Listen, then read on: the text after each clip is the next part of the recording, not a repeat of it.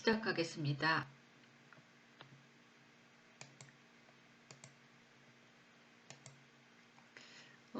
이 3차시 수업에서는 지금 계속 이어져서 하는 거고요. 이 그리스하고 로마 미술의 특징들을 더 알아보는 시간을 갖도록 하고요. 그 다음에 이 작품에 대한 것들을 한번 탐구를 해보려고 합니다. 그리고 마지막으로 정리평가에서는 지금 1차시 했던 거, 2차시 했던 거, 3차시 했던 것들을 총 정리해서 좀 핵심적인 이 수업 내용 정리를 해보려고 합니다. 이 학습 목표는 이 그리스 시대, 로마 시대, 그리고 미술 화가 작품들에서 이런 것들을 이해할 수 있게 하려고 하는 수업을 가져봤습니다. 서양 미술의 변천은 우리가 2차시 수업에서는 이집트하고 그리스를 했다면 이 3차시 수업에서는 그 그리스하고 로마 미술을 이어서 진행을 하도록 하겠습니다.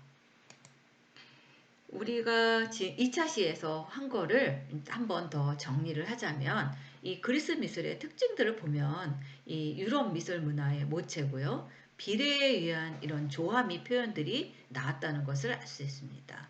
그리고 또 그랬죠.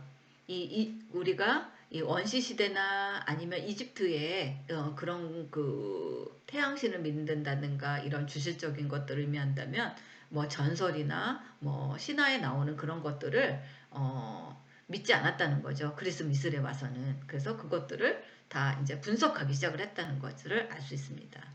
그리고 또 이런 그 이집트에서는 사후세계를 중요하게 생각하는 이집트의 미술하고는 굉장히 대조적인 것을 알 수 있지만, 그리고 이런 지식이나 철학이나 과학이나 예술의 발전, 그런 창의성이 매우 중요하다는 것을 이 그리스 미술에서 나타나고 있습니다. 그래서 사실적이고 이상적인 아름다움을 표현한 게 이 그리스 미술의 특징이라고 볼 수 있습니다.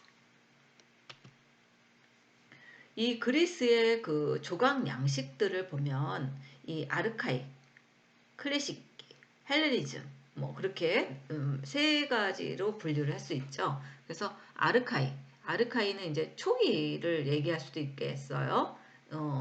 이 아르카이 지방 이름입니다. 이 조각 자체의 주위에 어울리지 않고 독립적이면서 정면성을 가지고 있고 얼굴에 미소를 보이게 있는 게 특징입니다. 이 조각이. 그 다음에 클래식은 기원전 5세기, 4세기 이 클래식 시기에는 조화미, 이상미를 추구하는 이 그리스 미술의 절정을 보였고요. 헬레니즘 시기에는 이런 인간이 살아가는 모습을 표현한 인간 생활이 미술의 주체가 돼서 이 현실 그대로 묘사하고 극적이고 격렬한 그런 움직임의 표현 등이 특징입니다. 그래서 헬레니즘기의 그런 그 조각 양식이나 그런 것들을 보면 굉장히 그 리얼리티한 그런 것들이 아주 섬세하게 있는 것을, 그리고 극적인 이런 표현들이 많이 표현된 게 이 헬레니즘 시기라고도 볼 수 있습니다. 지금 이 표현들입니다. 지금 이게 이제 라오콘 상이인데요. 이 레시포스라는 사람이 이 라오콘이라는 걸 했는데, 이게 이제 자식들이 뱀에 물려서 죽으면서 하는 뭐 그런 신화적인 이런 것들을 이렇게 표현을 한 겁니다. 그리고 이런 인체, 비례에 대한 밀러의 그 비너스, 그 다음에 이런 그 정면성을 보여서 이런 이미지들을 가지고서 한 것들을 볼 수 있습니다. 조금 전에는 그런 그 조각 양식을 봤다면, 이거는 이제 건축 양식입니다. 건축 양식은 이 도리아식, 이오니아식, 코린트식 이 세 가지로 나뉩니다. 그래서 아까 제가 이제 얘기했죠. 그리스 본토를 우리 이제 도리안이라고도 얘기했고, 이 이오니아식은 뭐라 그랬어요? 2차 시대 때 한번 얘기를 했죠. 섬이나 아니면 이런 그 서해안 지역 이런 쪽에서 있는 사람들을 얘기한대요. 이 코린트식은 이제 그 이후의 얘기를 할 수 있고요. 그래서 이런 건축 양식도 이 세 가지로 이렇게 변화하는 것을 알 수 있습니다.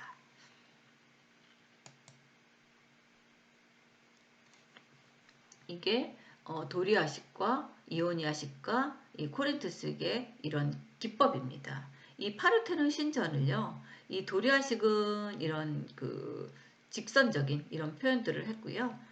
이런 이오니아식은 약간 이렇게 곡선적인 이런 표현을 했다면, 이 코린트식은 굉장히 장식적인 이런 이미지들을 많이 갈수록 이렇게 화려해지는 걸 알 수 있겠죠. 그래서 이런 디테일한 게 아주 자세하게 단순했다면 조금 더 곡선을 넣고, 이거는 화려한 장식으로 더 첨가해서 발전하는 것을 알 수 있습니다. 그럼 이런 그 도리아식, 뭐 이오니아식, 이 코린트식 이런 것들이 건축 양식에 썼고요. 이런 것들이 발전하면서 이런 이건 이제 골로세움이죠. 로마에 있는 이런 건축에서 이런 그리스 미술의 영향을 받아서 이렇게 현대에 와서는 이런 건물이 생겼고, 그 다음에 아파트라는 거.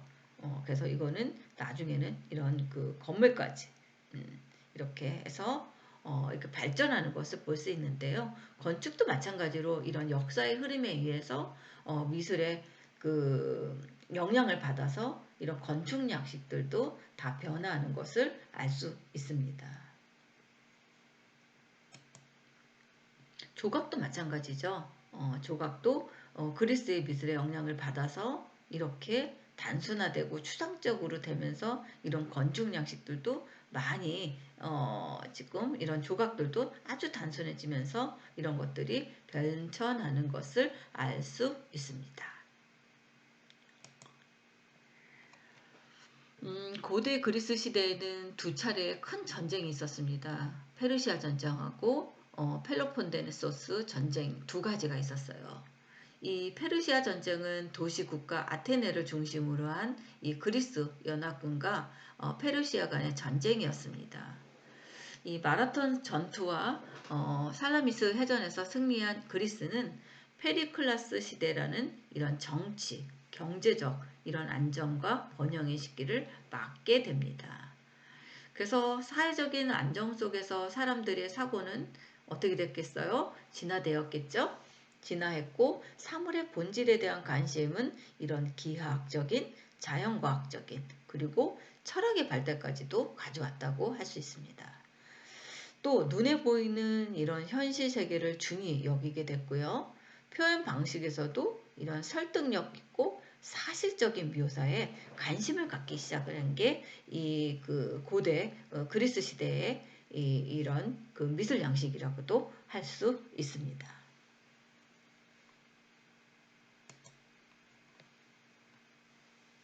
우리가 지금 이집트 예술을 보면 사후세계를 많이 따졌잖아요. 근데 이 그리스 시대 미술에서는 이런 현실 세계를 나타나는데 이 감각적인 것에만 치중하지 않았고요. 이런 자연과학, 철학, 그 다음에 정신적인 것까지도 담아내려고 했던 게 이 그리스 미술의 특징이라고 볼 수 있습니다. 또 이런 미술 작품을 통해서 나타나는 이런 진정한 아름다움이라는 이런 감각적 사물에 있지 않고요.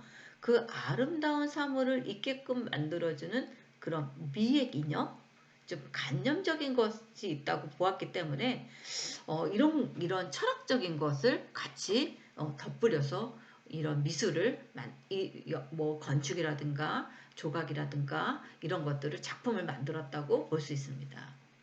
또 현실 세계로 향했던 그리스 미술은 흔히 우리가 이성적인 관점에 의한 이런 미의 이념이라고 말하는 관념의 탄생으로 이어지게 되었죠. 그리고 기하학적이나 수학, 비례에 입각한 이런 조화와 균형에서 찾으려고 했습니다. 이 시기에 이런 7등신, 8등신과 같은 인체 비례가 만들어진 것도 이 같은 이유입니다. 그러다 보니까 제가 보기에는 이런 그 그리스 미술이 지금 현실에 굉장히 충실했잖아요. 그리고 거기에다가는 이런 이성적인 관념 플러스 또 어떤 거야 미의 이념 관념 뭐 이런 것들이 다 조화가 돼서 이런 그 조화와 균형을 찾으려고 했던 거죠. 하물며 이런 기하학적인 수적 비례까지도. 그래서 어떻게 보면 굉장히 이 그리스 시대의 미술이 이 그리스 미술의 이런 역사로 인해서 나후에 중세 시대, 르네상스 시대 뭐 이런 것들이 발전이 되지 않았나 그런 생각을 봅니다. 그래서 우리가 역사적으로 봤을 때는 이 그리스 미술을 무시할 수가 없습니다. 굉장히 의미가 있고 이런 그 그리스 미술에서 이런 것들에 이런 이념을 해줬기 때문에 발전이 계속 지속적으로 된 것을 알 수 있겠죠. 눈에 보이는 세계에 충실했다. 그쵸. 현실 세계에 초점을 맞췄죠. 그리스 미술은. 그쵸. 그래서 미술가들은 이런 직선의 이등분점은 어디로 해야 하며 직사각형의 가로와 세로의 비례를 어떻게 맞춰야 가장 자연스럽고 이상적인 형태가 될 것인지 고심을 했다는 거죠. 그래서 그 결과 0.65 대 0.35라는 이런 황금 분할 비례가 탄생한 게 이 그리스 시대입니다. 그래서 지금 옛날부터 여러분들도 봤을 겁니다. 이 비너스 상이 뭐 8등신이냐 7등신이냐 막 그런 비례에 대한 얘기를 하죠.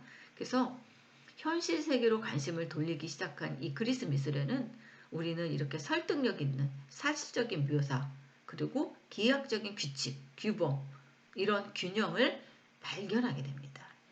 그래서 건물 전면의 사각형은 황금 분할의 직사각형 구조로 이루어져 있습니다. 굉장히 기하학적이고 비례적인 이런 건축 양식이 되지 않았나 하는 생각도 가져봅니다. 또 기둥 위에 이런 수평적 구조물들은 정확한 이런 수평의 상태라면 아래로 처진 이런 인상을 주지 않기 위해 위로 약간 솟아 올라간 형태이고요. 지면과 수직인 그런 구조물은 앞으로 쏠리는 느낌이 들지 않도록 건물 전면에 약간 뒤로 기울어지게 만들었다고 합니다. 그래서 기둥들이 완벽한 직선일 때는 중앙 부분이 오목해 보인다는 점을 감안해서 볼록하게 만들었고요. 또 기둥면에 엔타시스라는 블록면을 새겨 넣기도 했다고 합니다. 그리고 기둥 사이의 간격이 시각적으로 일정하게 보이도록 중앙은 넓게 하고 측면을 갈수록 점점 더 좁게 만들었다고 해요. 여기에는 우리의 그런 시각에 혼란을 주지 않을 정도인 이 6cm를 초과하지 않아야 한다는 치밀한 계산이 깔려 있다고 합니다. 이처럼 이 그리스인들은 단순해 보이는 이런 신전 건축에서도 눈에 보이는 세계에 충실하고자 했고요. 또 그 안에는 이런 수학, 기하학적인 이런 것들을 바탕으로 해서 완벽한 그런 규범과 정제된 이런 형태를 구현해내고자 했다고 합니다. 굉장히 철두철미하게 아주 계산적인 이런 건축 양식을 지금 생각하면 굉장히 아주 디테일하게 철저히 계산을 해서 이런 건축 양식을 짓지 않았나 하는 생각을 가져봅니다. 이거는 눈에 보이는 세계에 대한 충실입니다. 이게 이제 포세이돈 상인데요. 바다의 신이 포세이돈이 그의 삼지창을 던지는 행위를 묘사하고 있는 이 기원전 5세기 작품입니다. 포세이돈의 얼굴 표정하고 이런 근육의 모사라든가 두 발의 위치와 양팔을 벌리고 있는 모습 등의 동작이 매우 사실적으로 보이죠. 그렇지만 자세히 살펴보면 엉덩이와 어깨가 엄격한 엉덩이와 어깨가 이렇게 엄격한 일직선상을 가지고 있습니다. 일직선, 정렬을 형태를 취하고 있어서 기하학적인 균형이 사실적인 묘사보다 더 강조되고 있음을 알 수 있습니다. 그래서 기하학적이고 형식적인 균형이 강조되어서 인물의 그런 그 유기적인 움직임이 약간 배제되어 있는 것처럼 느껴질 수 있죠. 이거는 미론의 언반 던지는 사람입니다. 미론은 기원전 480년에서 440년인데 그리스 최고의 조각가입니다. 미로는 이 원반 던지는 사람에서 전체적으로 이런 기하학적 균형을 유지하면서도 이런 동작의 사실적인 묘사를 아주 잘 묘사했다고 볼 수 있습니다. 그래서 이 원반 던지는 사람의 이런 그 각도나 이런 균형이라든가 이것들이 아주 철두철미하게 잘 묘사를 한 것을 알 수 있겠죠. 이거는 죽어가는 니오베의 딸입니다. 이 대리석을 깎아서 이 만든 옷주름입니다. 이게 특히 이 옷주름이 극히 사실적으로 묘사되어 있죠. 그리고 몸통의 그런 뒤틀림이 좀 더 자연스러웠음을 알 수 있습니다. 굉장히 이렇게 뒤틀림하는 이런 표정이 고통스러워하는 표정도 실감나게 묘사되어 있고요. 그렇지만 이 팔과 다리 동작은 여전히 기하학적인 이런 형태를 가지고 있다는 거죠. 일직선상인 이런 기하학적인 이런 것들이 가지고 있다는 것을 알습니다. 세부적인 묘사를 위한 기교보다 기하학적인 이런 전체적인 균형과 절제된 표현이 좀 더 고려됐음을 알 수 있습니다.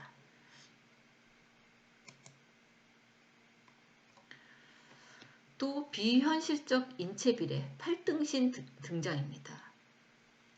미술사가들은 이런 고전적 초기, 기원전 6세기에서 5세기 그리스 미술에 나타나는 이런 특성들은 이집트 미술로부터 영향을 받아서 기하학적인 균형과 이런 규범의 고수를 원칙으로 하면서 그 안에서 자유롭고 생동감 있는 그런 묘사를 하려 했던 것이 설명하고 있습니다. 그래서 현실 세계로 눈을 돌린 이런 고전 초기 그리스 미술은 이런 규범, 자유의 균형을 이루면서도 전체적으로는 이런 장엄, 단순함 이런 특색을 나타내는 것을 알 수 있습니다.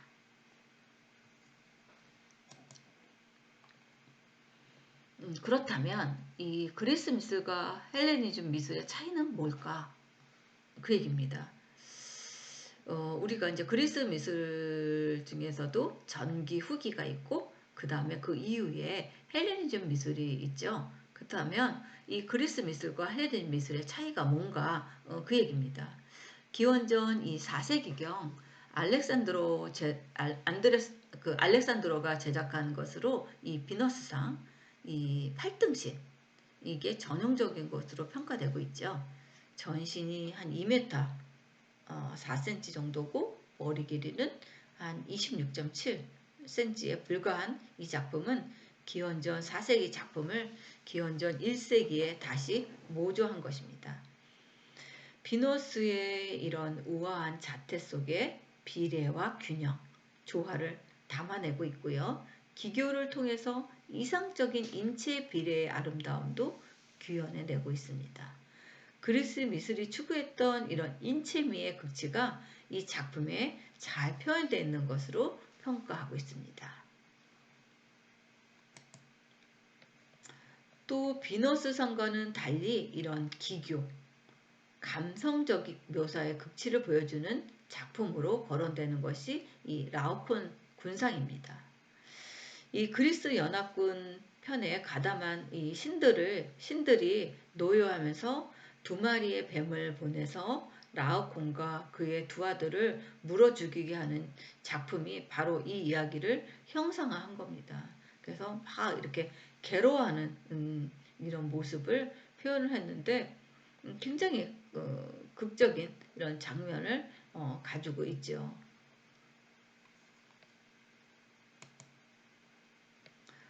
여기서도 마찬가지로 이런 기하학적인 규칙을 강조하고 정신적인 이념을 현실 세계 바탕에 두고자 했던 그리스 미술은 말기 그 헬레니즘 미술 작품인 이 라오코온 군상에 이르면서 거칠고 격렬한 자태, 풍부한 감정 묘사와 장식적인 효과를 담은 이 무르익은 형태들로 나타내고 있습니다. 즉 전성기 그리스 미술과 다른 또 하나의 표현 방식을 보여주고 있는 셈이죠. 이게 헬레니즘 시대의 그 조각이라고 이해하시면 될 것 같습니다. 그래서 사실적인 묘사를 추구했지만 이 전성기 그리스 미술과 헬레니즘 미술은 표현 방식에서는 현격한 차이를 보이고 있죠. 그리고 그리스 미술은 이런 수학, 기하, 그리고 정신적인 미를 구현하고자 이성적인 표현 방식을 가졌습니다. 또 헬레니즘 미술은 격정적인 포즈나 이런 그 자세를 통해서 극적인 분위기를 연출하기 위해서 감성적인 표현 방식을 취했고요. 또 기하학과 현실 세계의 균형을 추구했던 이런 그리스 미술이 균형과 조화의 단계를 넘어서 감성적으로 느끼고 바라본 이 세계를 담는 새로운 미술 세계를 구축하게 된 것이죠. 그래서 표현 방식에 따른 이러한 대비는 그리스 미술에만 국한되지 않았고요. 시대가 변하면서 나타난 이런 다양한 이런 표현 방식과 그에 수반되는 이런 조형적인 특징에서도 많이 나타나는 것을 알 수 있습니다. 그리스 미술을 정리를 하면 이 그리스 미술에는 제가 후기에는 헬레니즘 미술이라고 있었죠. 그래서 이런 서양 문화의 근원, 이상주의, 합리주의, 인간 중심의 사상에서 비롯된 이 균형과 조화의 아름다움을 추구했고요. 이집트 미술에서 보이는 이런 평면성에서 벗어나 공간감을 획득했다는 것이 특징입니다. 그리고 형상이나 인물들의 모습도 사실적으로 묘사되었고요. 또 아까 제가 그 2차 시에서 얘기한 것처럼 이 양식기는 기하학적 양식기, 아르카기, 클래식 이렇게 세 가지로 나누다 그랬죠. 그 다음에 나중에는 헬레니즘식 뭐 이렇게 나누는데 기하학적 양식기는 그야말로 기하학적인 문양의 그런 것들을 많이 했고요. 아르카익은 이런 그 근동 문화와의 접촉으로 반인 반수의 표현들이 이제 일어나기 시작을 하고요. 클래식기에는 이런 조각, 건축 그리고 전형적인 이런 장중미를 지닌 그리스 미술의 전성기를 맞습니다. 그래서 건축은 단순, 남성적인 이런 도리아식, 파르테논 신전을 했고요. 또 우아하고 여성적인 이오니아식, 그리고 화려하고 기교적인 이 코린트식, 요 세 가지 신전을 지었다고 합니다.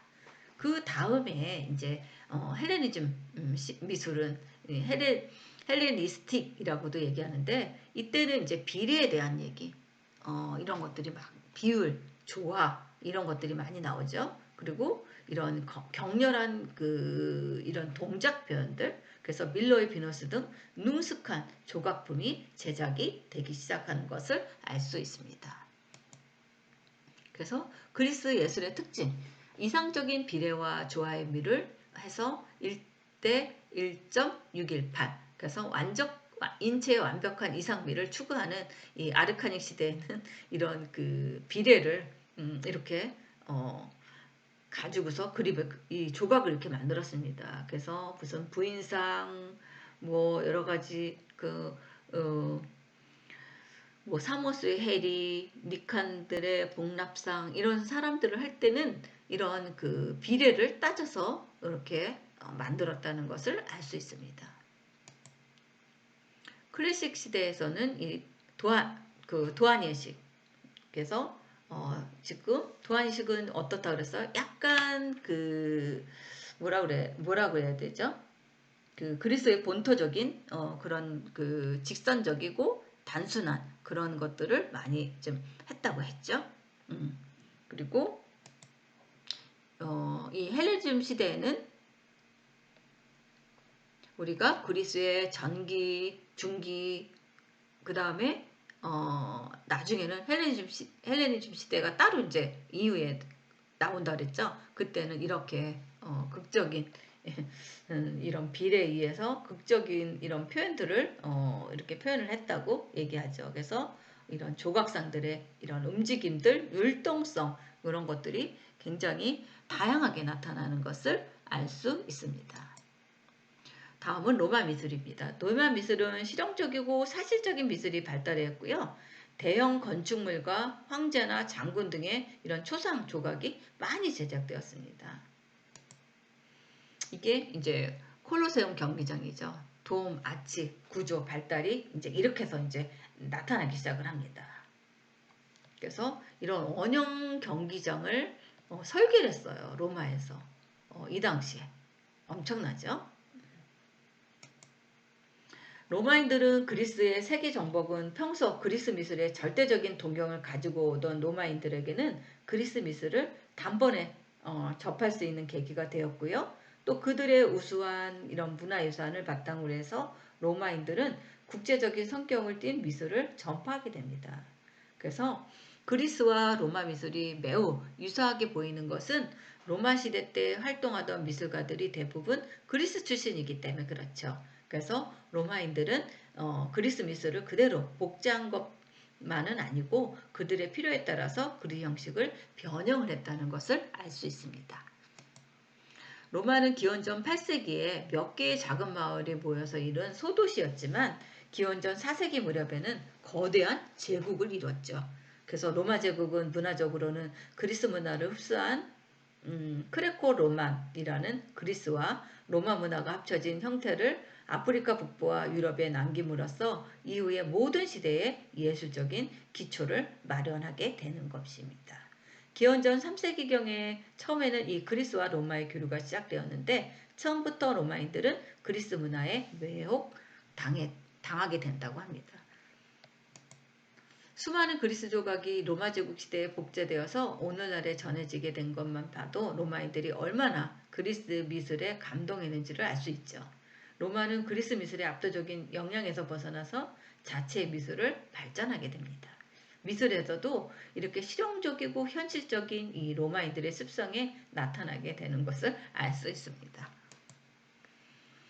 로마 미술을 정리를 하면 이 콜로세움, 이 로마 시대는 이런 공중 목욕탕이라는 게 처음 나왔습니다. 그래서 이태리 타오리, 이태리 때밀이 뭐 여러분들이 기억을 할지 모르겠어요.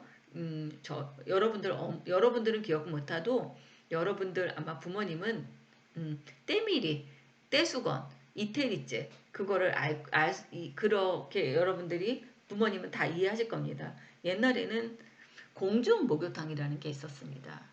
요즘은 이제 사우나 이제 그런 것들이 바뀌었죠. 찜질방 이런 것들이 바뀌었는데 제가 어렸을 때도 이런 공중 목욕탕을 가서 막 때를 밀고 그랬던 게 있었습니다. 그래서 이게 인류 최초에 나온 게 이 공중 목욕탕이 로마 시대에 세워졌죠. 그 다음에 개선문, 공회당, 건물의 아치, 돔, 원형 등의 이런 특이한 구조 양식으로 실용적이고 장엄하게 만든 것이 특징적인 것이라고 할 수 있습니다. 그리고 그래서 이런 골로세움이 이런 그 돔의 그 원통, 원형 이런 것들을 만든 겁니다. 그리고 개선문 이런 것들도 만들었고요. 그래서 돔이 신전이에요. 그 다음에 이런 조각 이런 것들이 만들어지기 시작을 했습니다. 그래서 이 도리아식, 이오니아식, 코린트식이라고 하는데 도리아식은 지금 이런 겁니다. 아주 단순하게 이런 것들을 도리아식이라고 하고요. 이오니아식은 약간 여성적인 약간 곡선들이 이렇게 들어가는 것을 알 수 있습니다. 그리고 코린트식은 굉장히 장식적이고 굉장히 화려해요.